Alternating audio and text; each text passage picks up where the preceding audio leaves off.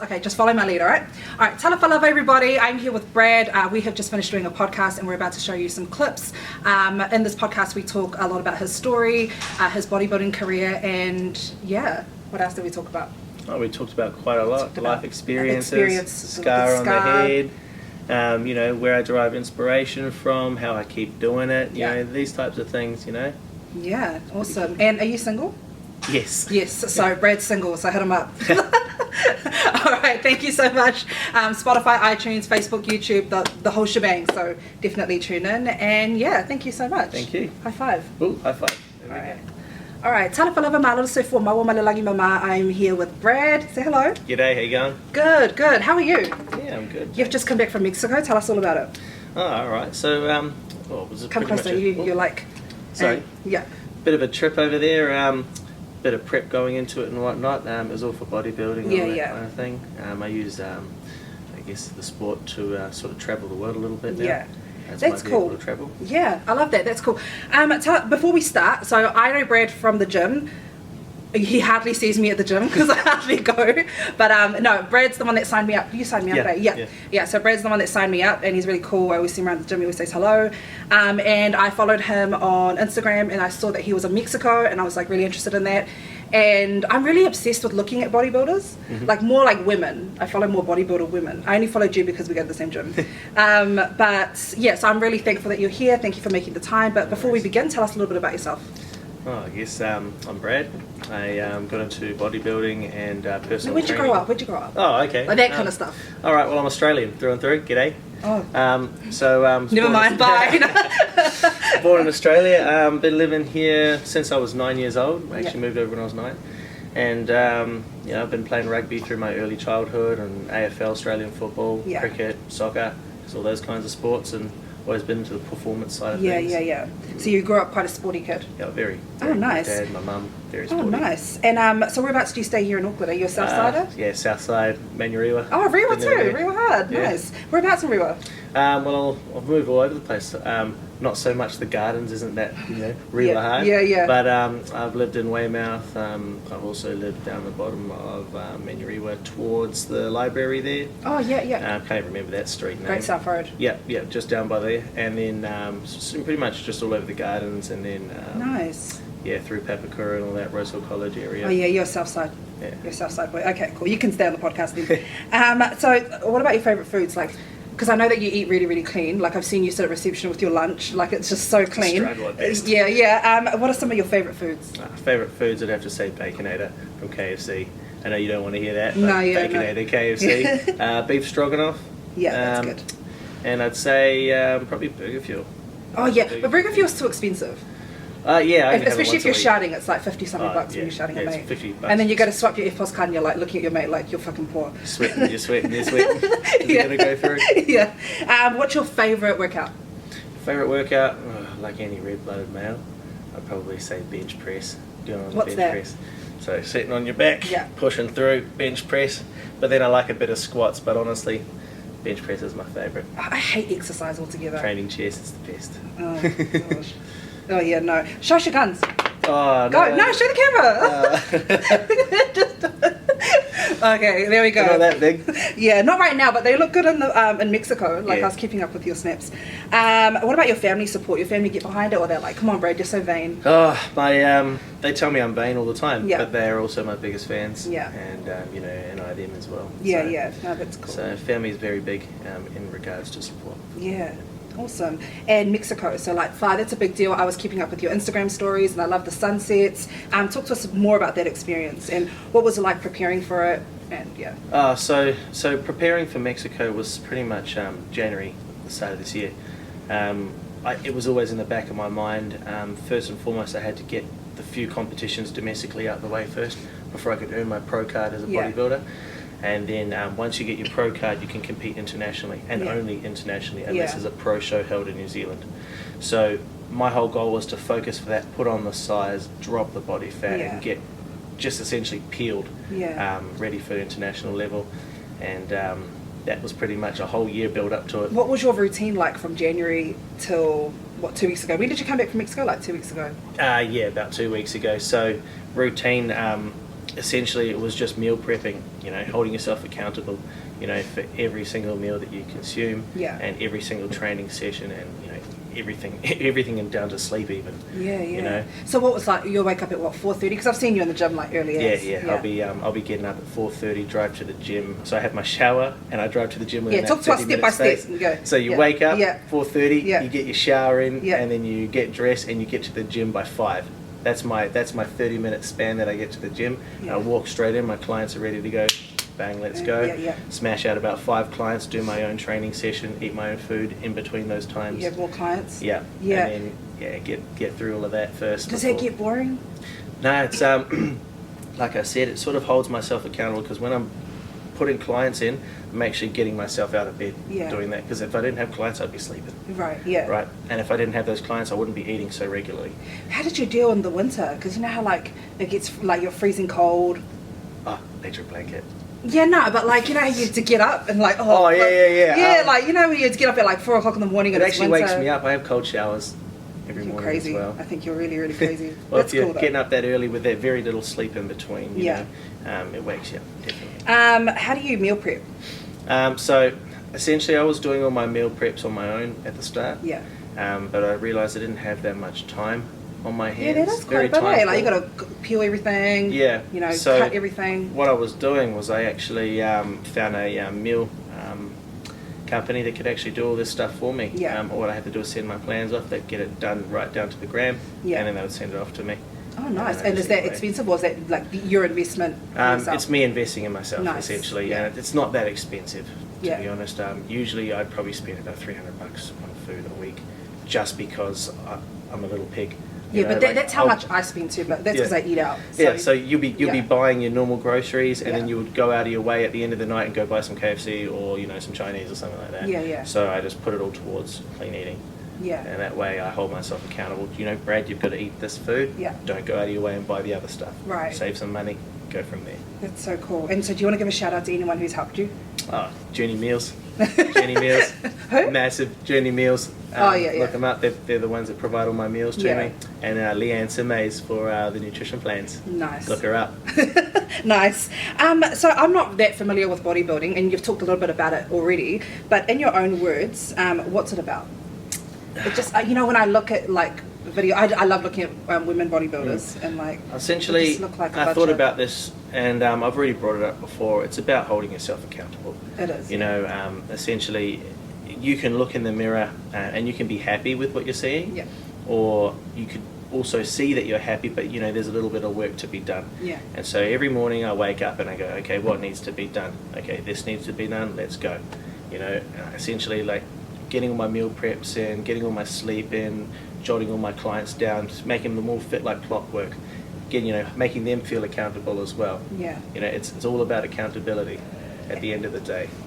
And building like a really perfect sculpted body. Trying to.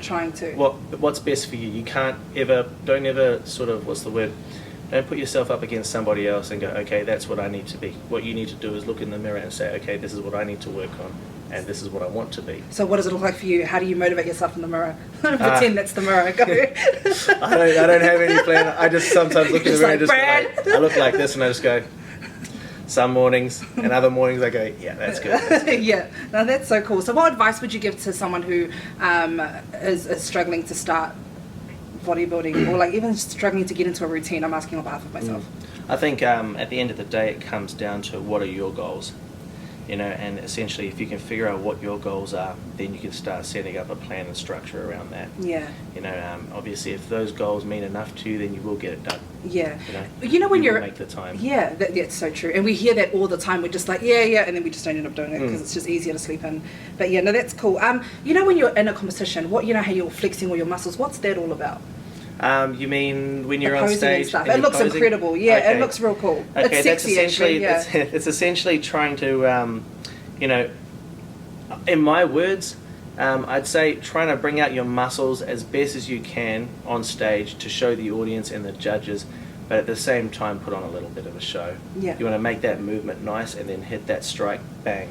You know, and then when you hit that strike, just like so you want perfect. everything to come out, you know, in that moment. So everyone just going, whoa. There was a period of time where I wasn't able to do that, and I remember 2 competitions ago, I was watching this fella up on stage, and yeah, he's big and muscly. He was the biggest dude there. He's the New Zealand champ. Yeah. And he was just up there, and you know, just about to flex his muscles, and he turned around and do a double bicep. And the second he turned around, his back just went whack, you know, and it was just like God had just like struck him with a lightning bolt, and all of those muscles just contracted.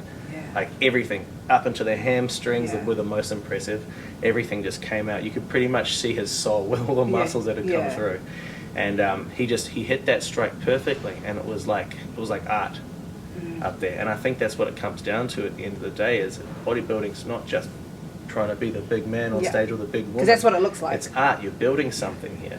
Nice. You know? That's a really good way of looking at it. Yeah. You talked about, what inspired you to get into it? I've got another question for you, but I'll talk. What inspired you to get into it? Because you've been sporty your whole life. You could have pursued something else, but you've pursued bodybuilding. And why'd you get into? Why bodybuilding? Okay, so like early days, like I spoke about before, I've always been a hardcore rugby player, hardcore AFL player. I've made into a few of the rep teams growing up, and you know, had quite a big question mark above my head. You know, was I going to go anywhere? A lot of people thought I was, and I thought I was too.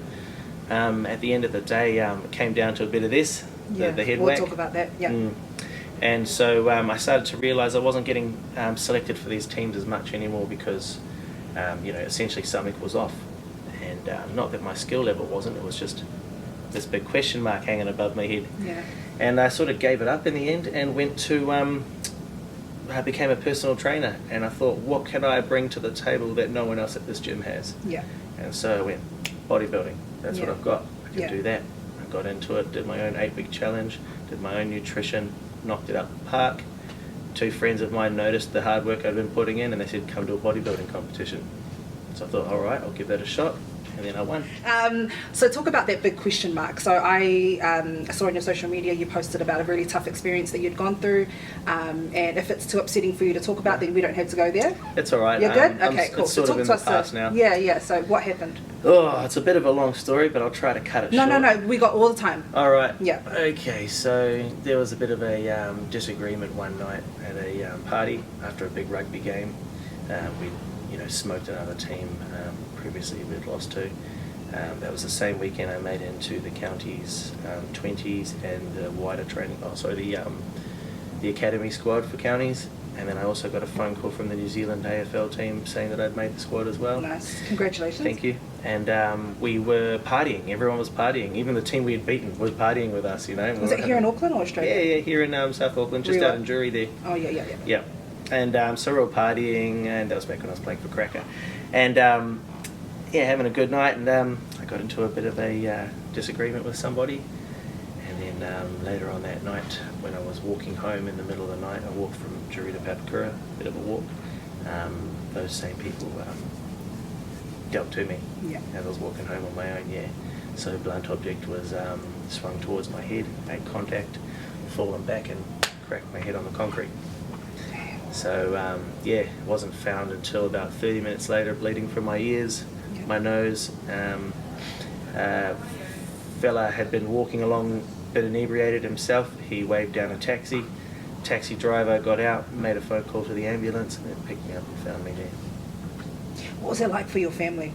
Oh, it destroyed them pretty much. I can imagine how... The doctors told, so apparently within the ranges of head injury, you range from about a 1 to a 22 apparently, and I was at 22, which is the worst.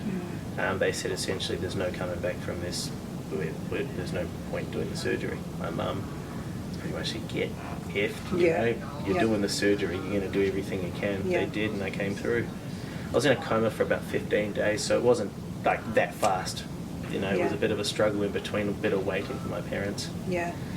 And what happened to the guy that did it? Do you know him or? Yeah, I know him very well, but I won't be dropping his name. Well, we can all give him a hiding. It's not worth it anymore. You know, it's in the past. Sorry, what was the question again? No, I mean, did I know him? Yeah. Well, just talk about it. Yeah, I knew of him. He used to be an alright guy back at school. Just a jealous cunt. Yeah. I don't know what happened in the end. Yeah. But when you get involved in gangs and you want to you know, I guess test your bravado against somebody else with all your other friends, and I guess that's what it is. Yeah. You know. Can I see the scar? Yeah. Is it sore? No, it's not sore at all. So that's all stitches, or is that? Yeah, this is actually the result. This scar here is now the 3rd surgery that I've had. Oh, and there's 2. Yeah, it goes. No, it's just down the to one. your face. It's just the one that goes all the way over the top and then there. So what happened was, essentially, they had to remove the front of the skull to relieve the pressure on the brain, as there were 5 blood clots on the brain. Yeah. Once that was done, it was removed. I sat for about 5 months without a piece of my skull, completely missing.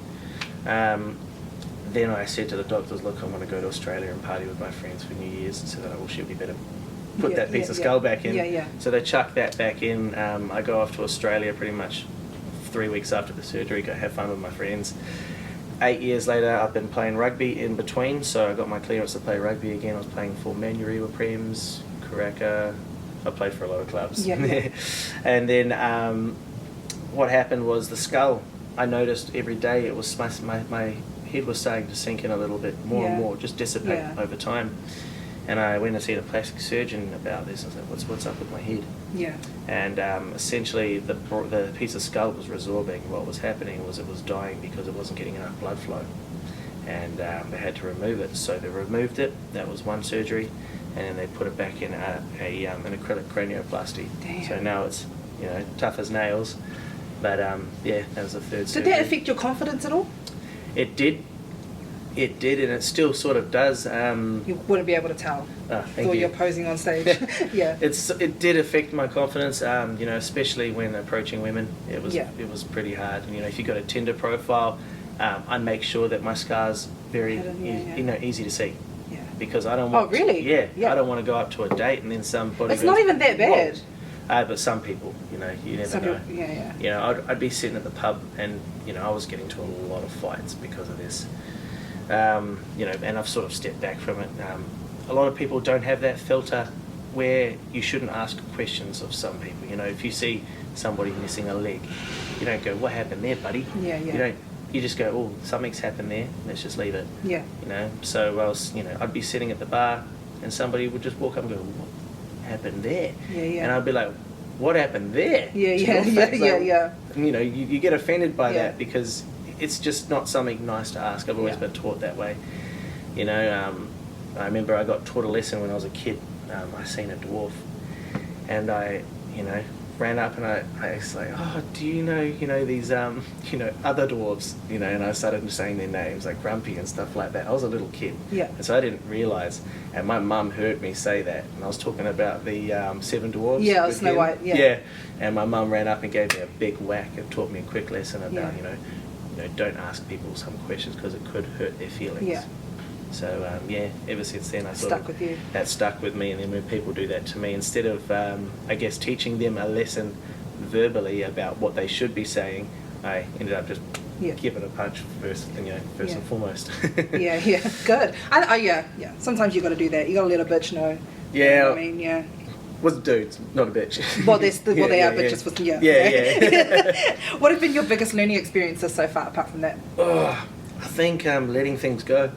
You know, essentially, you know, growing up in Manurewa, it's not always the easiest, so you would get into a lot of fights, you know, just walking down the street. I remember when You would be an easy target because you're white. Be honest. My first day when I was in Manurewa, I was 9 years old. Would you go to Manurewa intermediate or primary? I went to Hill Park Primary School. Yeah. And then I went off to, I was actually enrolled to go to Green Meadows, but I ended up at Rosehill Intermediate, then Rosehill College. Yeah. But a lot of my best friends are all from Rewa High, stuff like that. You know, playing at Manurewa Rugby Club all my life. Yeah. So I know a lot of the boys out there and the girls. Yeah. Yeah. But I think the biggest lessons I've learned in life was just to learn to let things go.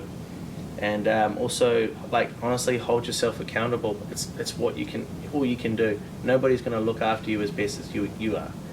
You know what I mean? Like, you will have people that will help you. But I wouldn't have, so I'm going to go back to a friend of mine, Christina. She helped me get to where I am. She essentially saved my life. Yeah. She taught me that, you know, you got to look after yourself as number one and hold yourself accountable. You know, nobody's going to help you get there. You know, and essentially she did, but she sort of got the wheels rolling and then just let me go. And and that's how I got into a little personal training and stuff Yeah, like that. yeah, yeah. A little bit of self-belief goes a long way. Yeah. That's so cool. Mm. Oh gosh, okay. No worries. What advice can you give people about setting and achieving fitness goals? I think you've pretty much covered it, but do you have anything else to add? Setting and achieving fitness goals. Mm. Come on, Brad, you've had a week to look at the questions. Yeah. I'd say first and foremost, like it is, you've got to actually sit down and have a think about what your goals are. A lot of people come to me and go, this is what I want to do, this is my goal. And then, okay, sweet, we're going for about 2 weeks, and they stop turning up. Yeah. They've paid ahead of time, 3 months, but they're not turning up. What's going on? Mm-hmm. And I give phone calls and that, and they go, oh, this got in the way and that got in the way. Oh, my auntie said I've got to, pick her up from the airport. Those are the worst excuses. Even if they are true, your auntie can catch a taxi. You've got to put yourself first. Someone families a little bit different. I can understand that. Yeah. But you can reschedule. Yeah, exactly. Yeah. But a lot of these people weren't. So have a sit down and think about, where your priorities actually lie. If you've got children and stuff like that, maybe try to figure a way around that, or in between those times. Yeah. If you've got a husband that needs food cooked or something like that, or a wife that needs food cooked, figure out a way around that, you know. That's true way. Anything's possible. You just got to make it work. You just got to make the time. That's a lot so of people tell me that they don't have the time, and then I see them out partying on weekends and stuff like that. Yeah. I shake my head at that because, for me, for instance, I still go out and party, even when I'm in prep mode, But how does that work? Okay, so I drink vodka sodas. Okay, instead. And I don't like vodka. I'm more of a whiskey person. Oh yeah, well you just whiskey soda. It's not That a very doesn't go. it's not a very nice taste, but it Maybe gets whiskey you, and ice. It keeps you drinking. Yeah. It keeps you drinking, and you feel better for it. Yeah. Okay. So that's essentially what I do anyway. Yeah. When I'm going into those preps and when I've got my mind. But people on still go things. out and party. So balancing time and balancing time and just making I guess conscious, smart choices. Yeah. About what you're doing. Yeah. It could be food, could be actions, could be anything. What advice would you give to someone who is overweight and looks at you and says, "Flip, I want to be like that"? How would you get them started? Would you say, "Nah, go lose a bit of weight first and then come back to me"? Or would you I'd say, would you work with them for the year that it's going to take, or the 2 years it's going to take? I would just say, come in, see me the next day. Let's get started. Really? Yeah, let's get started. Quick? That's it. First thing I'd say is, what are your goals? You'd explain. To look like you, Brad. Okay, done. All right, here we go. I'm going to set you off to my nutritionist, Leanne. Okay, she'll get you started on a great nutrition plan, ready to go. And then from there, I just do the training. That's it.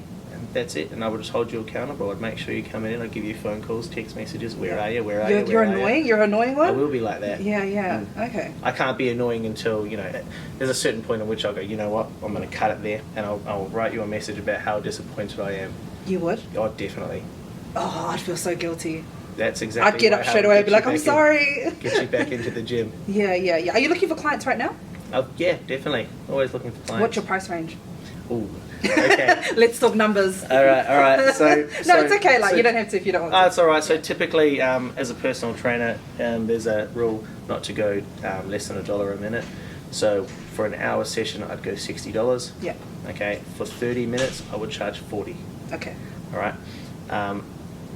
If you pay in advance, I do give further discounts, those types of things, but I'm always there to, help push you and stuff like that. One of the things I do have going for me now, since it's been a year of slugging out, at the gym, personal training, bodybuilding, getting qualified. In the year that I've been doing this, I've now a qualified personal trainer, rehab trainer. I'm I guess domestically, I'm New Zealand champion in sports model division, bodybuilding. And I'm now currently ranked 3rd in the world as a sports model as well. Yeah. So I do have all of that behind me. So I could charge a lot more if I wanted to. But we are in South Auckland. Yeah, we are in Manukau. Yeah. We are in Manukau. Yeah. And we have to think about these things. Yeah. And Flex Fitness is already expensive enough. Yeah. I tell people all the time, I'm at Flex Fitness, oh, you must be rich. I'm like, no, it's just close to home. Oh, but and then at the same quality, time, and it is a good treat gym. yourself. Yeah, and it's a quality gym too. It's actually really good. Yeah. So you would, okay, cool. I might hit you up actually. That's easy. Yeah, so can you give us some advice for the holiday season? Because, Christmas is around the corner. How have you dealt with, have you ever struggled with eating clean and all the time. Going through, yeah. Talk to us about that, because I think we've kind of just like briefly spoken about it, but this is what I struggle with the most. So we're going to spend an hour on this topic. Go. Yep. No, so going into Christmas time, the festive season. Once again, you've got to have that strong mindset. Yeah. I had that strong mindset. Last year going into Christmas, I told you about how I did my own nutrition. I did my own 8-week training program and did my own nutrition. Sorry, I really just said that. Yeah. So I did that from the time period of October, November through to December.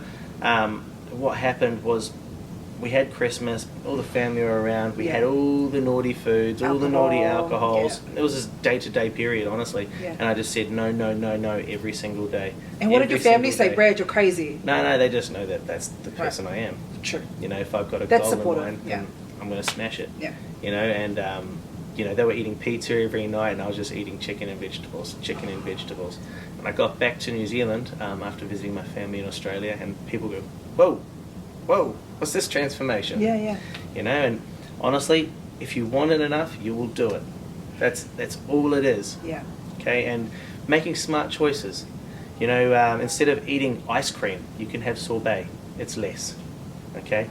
Instead of eating pizza, maybe just have yourself something, you know, like on some brown bread, you know, egg. I don't know.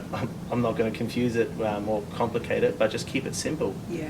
You know, in the world of, I think it's bodybuilding, or no, not bodybuilding, so personal training, it's called KISS, keep it simple, stupid.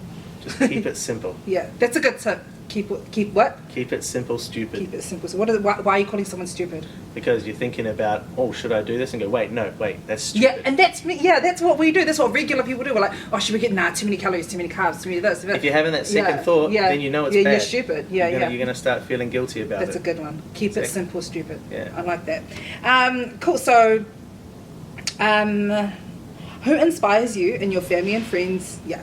Okay, so there's never one person that just inspires me. Everybody inspires me every day. Like 5 top people. You look at when you're like feeling like you know how you have your like really bad days and you just kind of like. I get inspiration from the most weirdest places. When people tell me I can't do something, I want to prove them wrong. Yeah. My granddad, who you saw a picture of before. Yeah. Oh, show us a photo. It's not very big, but there he is. Yeah. He's over there. Yeah. He told me that I would never be a professional rugby player when I was younger, and I gave him a big, you know, and I said, "You watch." Yeah. And in a way, he was right, but I was on my way there. Yeah. You know, and then once the head injury happened, you know, I had to reassess things, and it took me 9 years to figure that out. To reassess that my life's goals and where I'm actually sitting in life at this period, you know, moment in time. So my granddad there. He inspired me in that sense. My dad inspires me because he was just a great football player. AFL, he was really good. You know, he could hit somebody on the chest from a mile away with a football. You know, just clean cut, just like that. So, my dad, and just like I said before, I find inspiration in weird places. I'll be seeing somebody walking down the street with a great physique, you know, and I'll go, I want that. Take a photo real quick. I'm going to take you on. Yeah, you know what I mean? yeah. And so I just find, you know, inspiration in the stupidest places. You know, you could see somebody out in the gym, you know, somebody that's, you know, really overweight, but just really pushing. Dad inspires me as well. He's a great football player. You know, like I was saying before, he could hit you on the chest from a mile away with a football. You know, he's just very accurate with his kicking. And so, you know, I always strived to be like him. Every year I go back home to Berry, South Australia, where I'm from. It's like a bit inland from Adelaide. My dad's friends would come up to me and tell me how great he used to be at football. And is your dad not around anymore? No, he's still around, but he just sits in his couch all the time now. You know, collecting dust. But yeah, so that was another inspiration to me, and like I was saying before, I find inspiration in just the weirdest places. People in the gym, you know, training hard, you know, overweight people just really doing their best out there for themselves. 100%. Yeah. Do you get nervous before you have to go on stage? What does that process look like on the day? Okay, so the process on the day before you even get there. You don't eat, eh? No, you don't drink water? We do eat, but we don't drink water on the day. No water, unless you're going to have a black coffee. It's also a diuretic, so it helps you pee more. Right. So you'll get rid of a bit more fluid that way. But your morning starts out like this. You'll have your first meal for the day. You get ready, get prepped up, make sure everything's in the bag ready to go, all your meals to keep you full throughout the day, to help you, especially your carbs. Your carbs are going to save you on the day. Yeah. Red wine, Jack Daniels, I always smash that back before my go on stage. Does it give you confidence? Nah, it just helps my veins pop more when I get out on stage, and my muscles just get full of, I guess it's sort of like the carbohydrates that when you take it in, your muscles just get full and pumped up, when you get up there on stage. And so when you start pumping up before you get on there, you're feeling like an absolute monster compared to what you usually are, and your body fat's so low, everything's just showing. And then when you get out on stage, you're ready to go. I was getting nervous my first day, but after that it just becomes excitement. I'm excited to get out there now and show what I've got. So that's how it feels. And the spray tanning, it has to be extra dark? So some people have different colours. It's you don't really get to choose if you've already paid for your spray tan. So you just go in there and you just let them do what they got to do. You just stand there. But other people come in and they'll have their own type of tan that they want to use, so they'll get their partner or their friend just to rub it onto their body. But yeah, the spray tan's a good time. I'm always doing the video and always doing the cheeky ones when I'm doing it. So oh, that's cool. it always gets your your abs and your muscles popping when you get a nice tan. Yeah, and how do they choose? Like, so the judges are sitting right there, or like how does that work? Yeah, so the Is it judges like will be lined up right in front of you, single file. And do they hold up numbers? No. Or you kind of just do your thing and they say, call okay, your name right. out, number, whatever, and then you'll come out and you just start Have you ever routine. done a dance routine? I've seen girls do it, or boys not do that. No, but I did on my first show line up to walk out to a certain song, and one of the other competitors, they played his song in my place where I was supposed to be. So my song was just like a hip hop sort of beat, a bit of a cheeky one, and then the song come on and it was Walking with Jesus. And I'm going, what? And then it's going hand in hand. I'm going, what's happening? And then my coach is in the crowd going, that's not his song. That's not his song. And I was like, I just went F it, and I walked out to it, to the song that wasn't even mine, and Walking with Jesus, and I started posing, and then everyone's cracking up in the crowd. The judges are just laughing their butts off. But I got points for that. And did they know it wasn't your song? Yeah, they knew. They knew it wasn't my song, so I posed to it anyway, and actually turned out in my favour that it was a good thing because I just rolled with it. Yeah, and I think I actually think that was probably one of the times that they sort of realised that I was really in this for the right reasons and really wanted to get into it, because most people would have gone, that's not my song, I'm not going to But I just did it anyway. So it was pretty nerve-wracking, but like I said before, now it's just excitement. And what happens afterwards? Like, do you guys have like the pizza, the donuts? Because I follow bodybuilders. Like, definitely. So, I set up a meeting for us, just my clients, because I put clients on stage in the same comp I was in. I saw that. That's so cool. They did really well too. I was really proud of them. I follow all of them. Oh, you do? Yeah. Awesome. So the girls. Yeah, Val and Matt. Yeah. So we went out to go have a big feed out at one of the pubs in Sylvia Park there, and all the judges turned up to my dinner. Everyone turned up to my dinner. I was like, well, thanks for the invite. No, sorry. I so would have came. But so everyone rocked up, and we all just smashed back the worst foods imaginable. I was eating ribs and all that kind of stuff. I actually put myself into a food coma. I was like just falling asleep at the table. And I ordered some extra stuff, which cost me about $30-40, and I had them bag it so I could take it home. I completely forgot because my mind was just so, full drunk of food. On food. Have you been to 8 Restaurant? No. Have you heard of it? No. It's like the 5-star restaurant, and I'm going there for Christmas. Oh yeah. It's like they've got like 8 different stations, and they got like kangaroo meat. Oh really? Koala bear meat. Koala I'm kidding. I'm kidding. But they've got like, I'm so excited to try kangaroo meat. That actually got me real upset for a second with koalas. I'm sorry, I know you're Aussie. We eat kangaroo, but not koalas. And there's like crocodile meat. Crocodile meat, Yeah, I'm joking. I don't know if they have that. We've eaten crocodile before. Is it good? Yes. I heard that all like kangaroo meat and that they all taste just like steak. Nah, it tastes like chicken. Oh really? Yeah. Frog legs taste like chicken as well. I had frog. Where did you eat frog legs? Mexico. Oh right. What do you eat there? So I'll start off with like tortillas and stuff like that, and tacos and whatnot. But then whenever you try to order something normal, which really bothered me, I'm going to be honest, I tried to order oysters, just normal oysters in the picture, and everything was just normal oysters, and it said oysters. Came out and I got my oysters and they were just drenched in this horrible like American leathery rubbery cheese. I was like, who does that to oysters? Yeah. I ate it anyway and just really turned my guts upside down. Yeah. And then every day, whenever I would try to order something that I thought was going to be relatively clean, it just came out with cheese. Cheese on everything.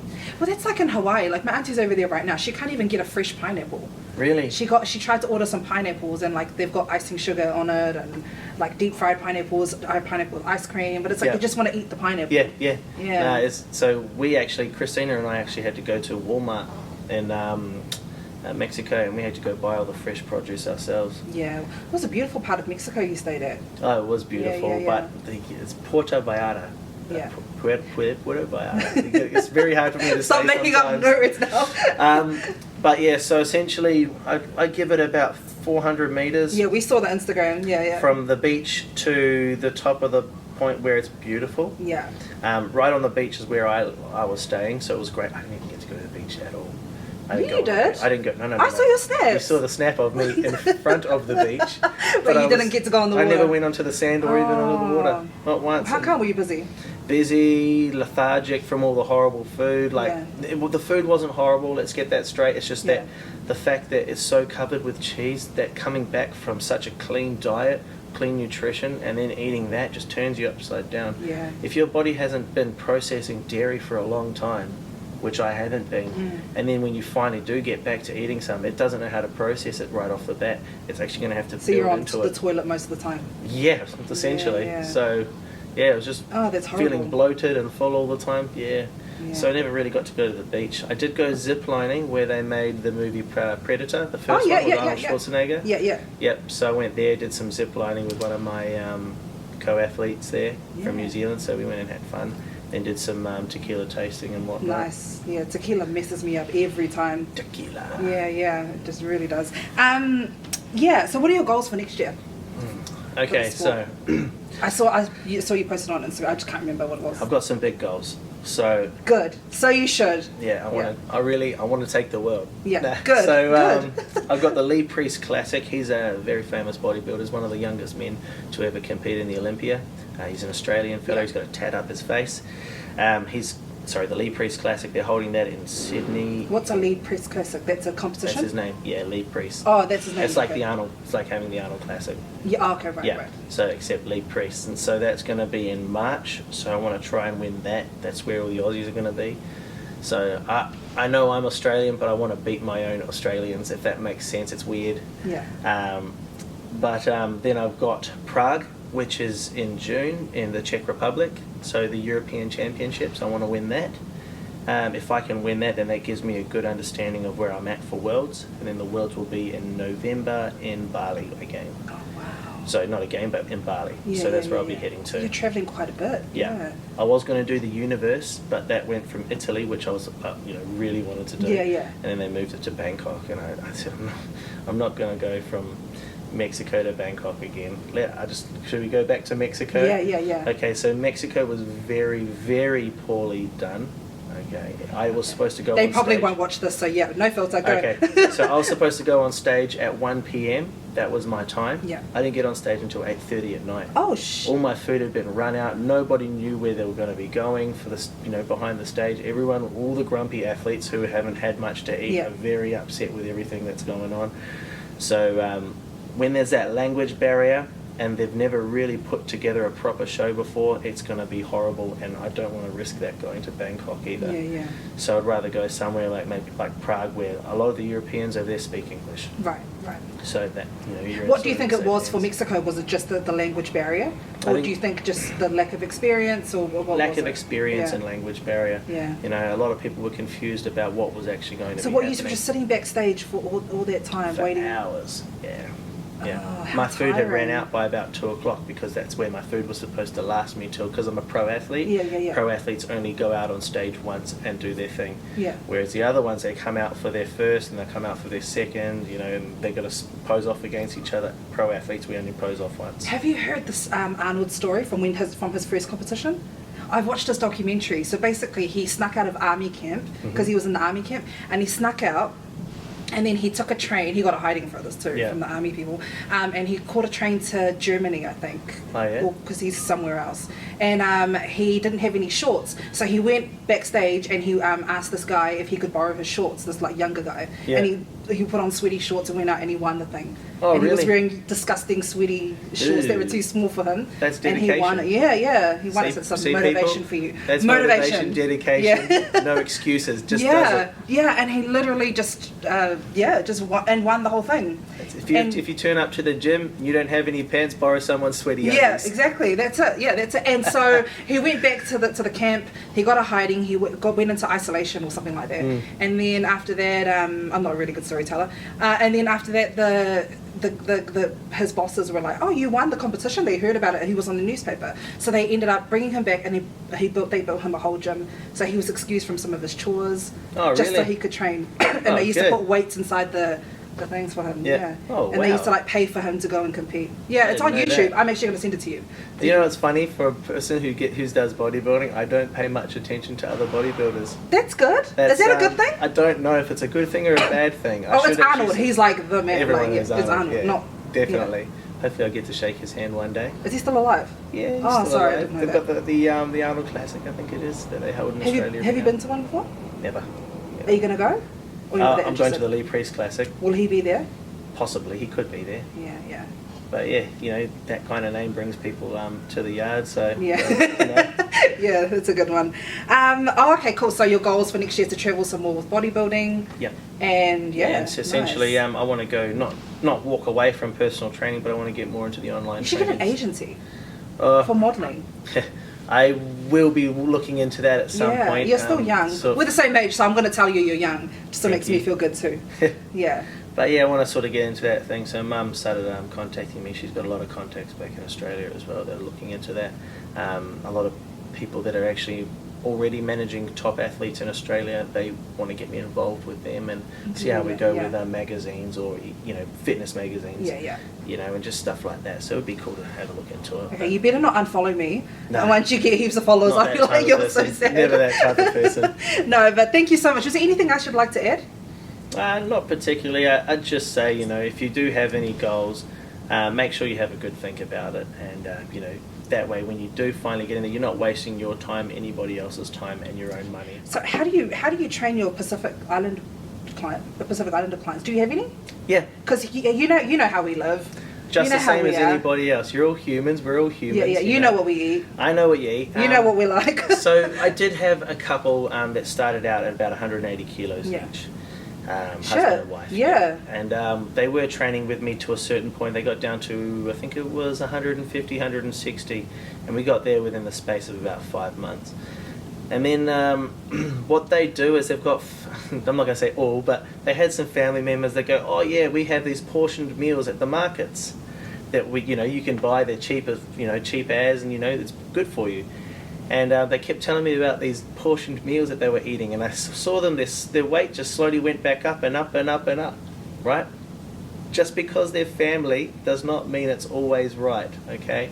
Make sure that when you're doing these sort of things, like, listening to family members, make sure that it's backed by facts and not just them saying things.